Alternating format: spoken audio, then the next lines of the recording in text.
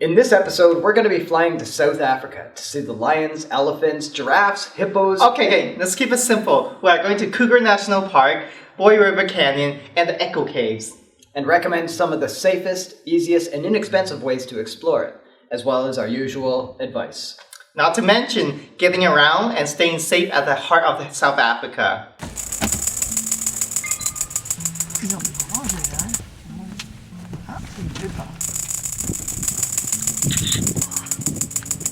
Oh man, I would love to ride this.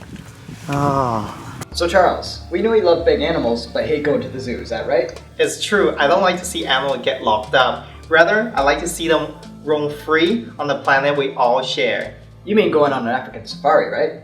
Absolutely. Visiting the African safari not only support the local communities, it also provide alternative means of employment instead of poaching. But dude, Africa's such a big place. What's the best safari to visit? Well, all safaris are located inside National Park. They all have unique features. The most accessible one is a Kruger National Park from Johannesburg, the largest city in South Africa. But before we show everyone how to make most of their safari adventure, as always, we need to talk about something. Let me guess. Safety. Absolutely. Given South Africa is a developing country, the public healthcare system may not be on par as our own. Extra safety precaution needs to be taken. First off, Kruger National Park is a malaria risk area, with the highest risk period being between December and April. So make sure to follow the ABCD for prevention and knowing what to do if you have a suspected bite from an affected mosquito, especially if you begin to develop symptoms. More details are in the description. Because of a high number of carjackings in South Africa, and the potential danger associated with driving on a developing infrastructure, especially for those unfamiliar operating a vehicle on the right-hand side. This is a rare case where we actually recommend you join a tour group. All-inclusive tour for 4 days and 3 nights ranges from $400 to $900 US. As we all know, light tends to draw flying insects, and with those insects come their predators.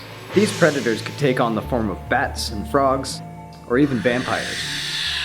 Please remember to keep your screen doors closed, as this will prevent these unwanted creatures from entering your room. Snakes, spiders, and scorpions are part of the environment and probably won't hurt you unless they're being threatened. If you come across a snake, do not try to catch it. If you must walk around at night, please do not do so without a torch. Monkeys, baboons, and tame bushback are so cute and entertaining for everybody. But whatever you do, please do not feed them. Keep in mind that by feeding them, you're basically signing their death warrant, as then they tend to become aggressive and may have to be put down. Lastly, you'll be surrounded by large predators such as lions, elephants, and giraffes. Under no circumstance you should get out of your vehicle or try to interact with them. Let's enjoy the nature and leave them alone. And now, with the warnings out of the way, let's go to Kruger. Either you're going to be driving, or you're going with a tour group. Or you can fly with a discount carrier into Kruger National Park. We do strongly recommend joining a tour group, which will take care of all your needs. It's the least expensive option, given you don't need to rent a car or bring any of your own food. By the way, we forgot to welcome you to Kruger National Park. It is designated as International Man and Biosphere Reserve by UNESCO. It's one of the largest national parks in the world with an area of 19,485 square kilometers.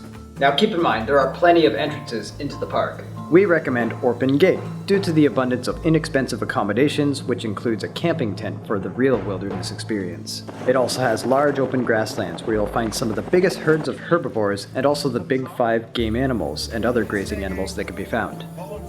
If you're driving from Johannesburg International Airport, make sure to rent an SUV for the dirt road and their air conditioning in good working order. You will need it. And before heading off, make sure you check our website for the park's hours and conservation fee. You'll begin your journey from the airport to the nearby town of Malelana. Directions as well as speed limits are in the description. In Malelana, it's time for you to pick up some sandwiches, drinks, and snacks at the supermarket like Pick and Pay and Super Spa for dinner and breakfast. There's places to buy food inside Kruger, but it's insanely overpriced. And don't forget that cold candle beer. Try Castle, it's the national brand. Lastly, don't forget to fill up your tank. You'll need that for the long drive tomorrow. Next, you're going to be checking into the hostel or the camp that you booked. Remember that most camps cost between $25 to $50 US for the tent, and $60 to $70 for the bed and breakfast types. For the rest of the day, be sure to rest, and get more rest. You're definitely going to need it for tomorrow. And don't forget to drink your cold beer before it's no longer cold.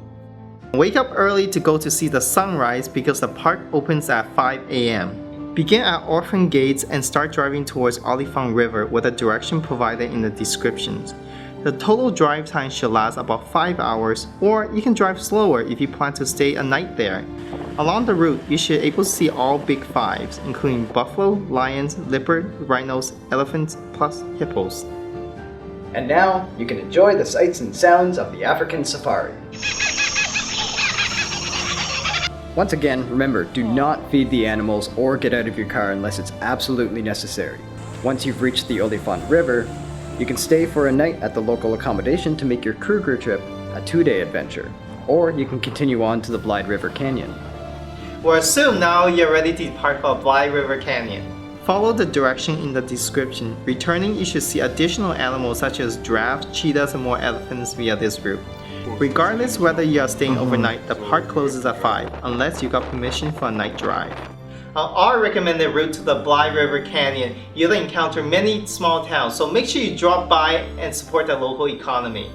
Now once you've reached the Blyde River Canyon, time for you to take a nice long rest in one of the hostels. You'll want to wake up at around 6 a.m. to enjoy the breathtaking sunrise once you get there. And make sure to pick up some handcrafted souvenirs to take home. This way you'll be helping the local artists. And one great piece of advice is to never accept the first price. Make sure you bargain hard. Now you have taken all the photos you can possibly want in this cool place. It's time to continue our journey underground. Literally. The direction to the Echo Cave is provided in our description. Once you reach the site of Echo Cave, park your car and there's a tour guide available on donation basis. Since the money goes directly to these locals, we recommend 100 Rand or 10 US dollars. The guide will warn you on sharp slopes and edges as well as dangerous area to avoid. And there you have it, your complete guide to Kruger National Park and Echo Caves. If you enjoyed this video, please be sure to like, subscribe, comment, and share. And if you have a travel related question, please ask them at the comment section below. And also follow us on Facebook, Twitter, and Pinterest. By the way, I brought you a tiger. Hey, yo, that's my dog, yo! Oh. Mine!